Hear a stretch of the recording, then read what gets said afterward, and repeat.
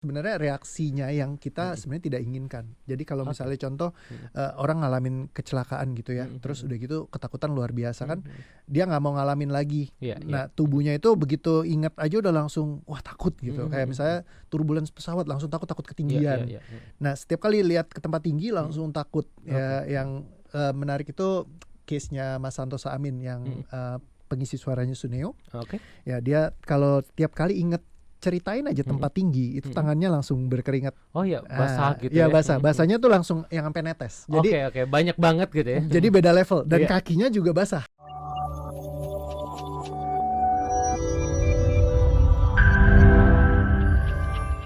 Nah, Coach Reo, mungkin Hmm. juga 3.000 klien sudah ditangani, 3.000 lebih ya Hmm. klien ini sudah ditangani. Sering menemukan nggak sih ada mitos-mitos yang seringkali keliru dan perlu diluruskan mengenai soal trauma ini, Coach? Sebenarnya sih yang paling banyak banget di luar itu ya trauma itu sesuatu yang nggak mungkin bisa diselesaikan, Hmm.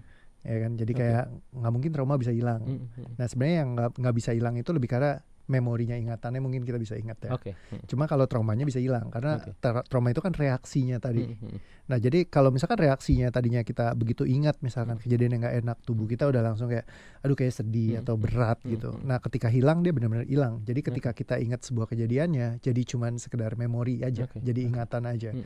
Nah, jadi itu salah satu sebenarnya mitos yang paling apa ya, paling kuat Mhm. dan juga biasanya dukungan dari penelitiannya itu banyak. Oke oke. Ya, Mhm. jadi ketika penelitiannya begitu banyak, Mhm. jadi orang sangat meyakini bahwa ini seperti apa ya, sesuatu yang udah ultimatum yang Mhm. udah kayak pasti benar Oke oke. gitu. Padahal sebenarnya ya kita harus apa ya, kayak open up Mhm dulu. mhm. Siapa tahu ada alternatif lain yang kita Mhm. bisa telusurin gitu. Oke.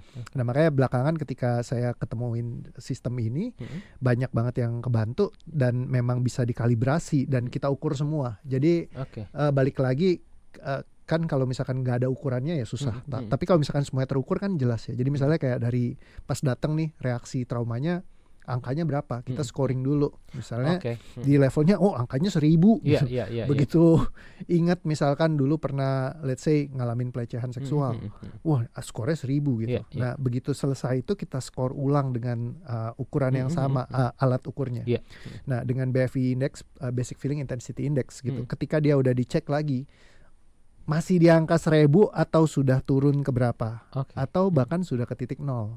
Oke. Jadi Mhm ketika mhm. sudah ke titik Mhm. nol, dia sudah kosong. Jadi udah nggak ada reaksi apapun. Mhm. Ketika dia ingat lagi, dia menceritakan lagi, itu sama sekali udah nggak ada lukanya. Tapi ingatannya masih ada? Ingatannya masih ada. Masih ada. Saya nggak bisa bikin orang lupa ingatan. Iya. Bukan tiba-tiba hipnotis lupa gitu, nggak bisa ya? Betul, iya, Oke. karena kan yang sebenarnya reaksinya yang kita Mhm. sebenarnya tidak inginkan. Jadi kalau Oke. misalnya contoh Mhm.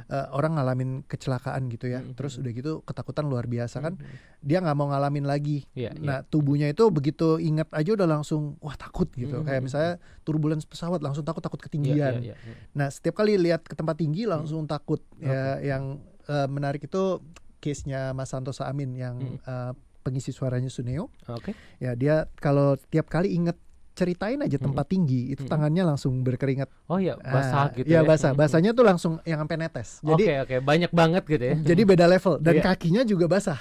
Oke oke. Jadi Mhm. it's very unique gitu Iya. dan sangat visual. Mhm. Nah, jadi waktu itu di-record ya dari awal ketika Mhm. tangan lagi basah Mhm banget mhm. ya sampai udah selesai Mhm. dia terus diuji di Grand Indonesia tuh kan tinggi banget tuh Betul yang betul betul. di Dari lantai paling atas paling ya? atasnya ya yang di CGV. Ngeliat Iya. ke bawah tuh udah baik-baik aja. Terus Oke. dia bisa santai nyender gitu yang tadinya sulit sekali.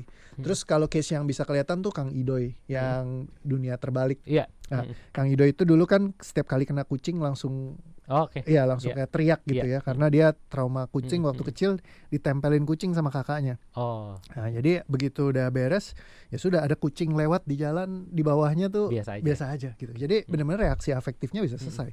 Jadi reaksi trauma itu ya bisa dihilangkan sampai benar-benar selesai gitu. Jadi nggak ibaratnya kalau tadi kita bicara tentang judi, ada orang yang reaksinya itu kalau ketemu hal-hal berbau judi pengen judi terus gitu. Iya iya iya. Nah, ketika dia udah hilang selesai ya sudah dia mirip kayak kita lah. Kita Mhm. mungkin kalau nggak berjudi kita nggak relate. Iya iya iya. Saya jujur saya nggak paham kalau misalnya ini kok orang bisa sampai suka judi begitu. Nggak Nggak se-relate itu ya? Iya, nggak se-relate itu buat di situ gitu.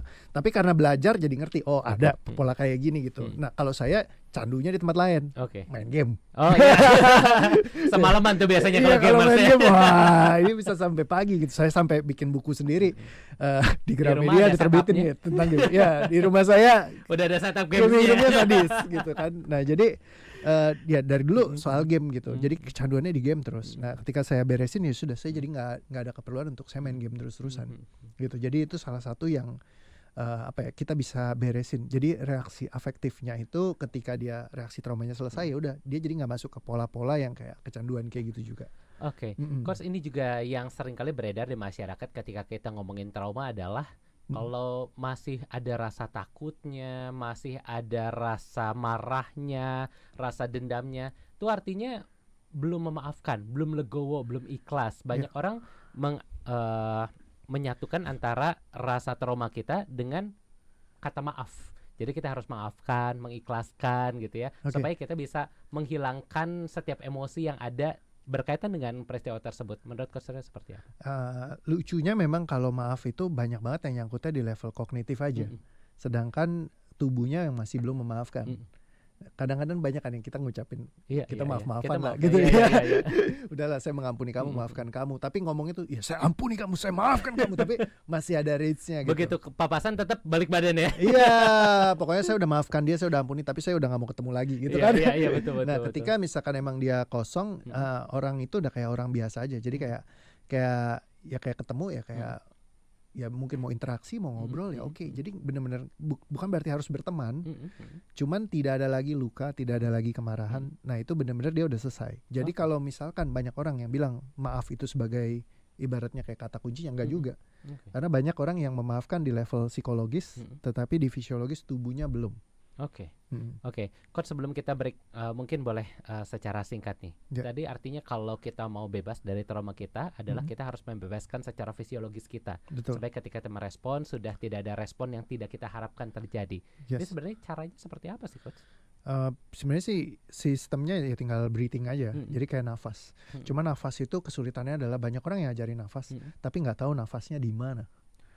Jadi it's not gimana, tapi di mana. Jadi bukan bagaimana, tapi di mananya gitu. Ibaratnya kayak nafas itu kayak tusuk jarum.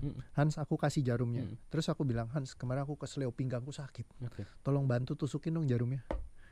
Harus di pinggang ya? Nah, itu di tempat lain ya. Bingung kan tusuknya mau di mana? Iya. Soalnya kan kayak sakitnya di pinggang. Mesti tusuknya di sebelah mana? Tapi kalau buat mereka yang ngerti tusuknya di mana, kan mereka bisa pakai tuh jarumnya untuk nyembuhin. Betul. Tetapi kalau orang yang nggak ngerti, asal tusuk aja belum tentu sembuh ya. Jadi nggak sembuh. Makanya banyak orang yang bilang, mana bisa sih nafas doang nyembuhin gitu. Ya karena lu nggak tahu gitu. Tapi kalau misalnya tahu di mana titiknya, ya kayak tadi jarum, kamu tahu tusuknya di mana, itu lebih penting.